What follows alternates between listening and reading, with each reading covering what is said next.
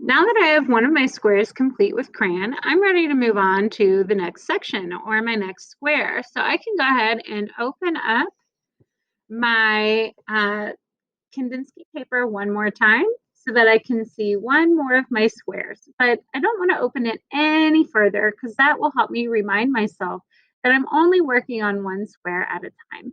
For this section, we're going to use our markers. So go ahead and get your markers out and set them in front of you.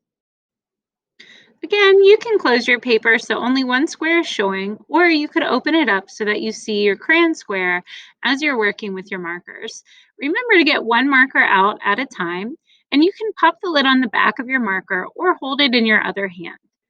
Notice that one hand is holding the paper down while the other hand is coloring things in.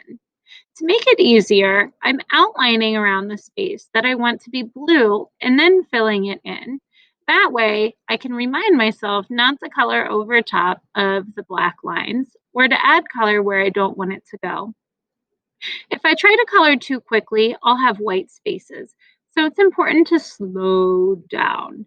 I know that it looks like I'm coloring super fast, but that's just because I sped the video up. Make sure you're going slowly so that you're just coloring in the spaces that you want to.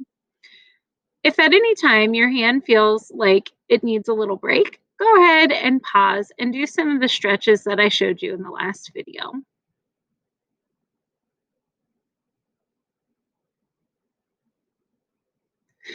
As you finish up your work, remember one marker out at a time.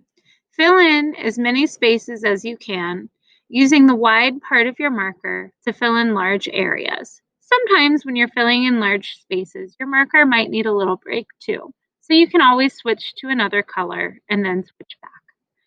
Once you're finished, remember to put the lid on your marker all the way so you hear a click. Close up your box and put it back into your art kit.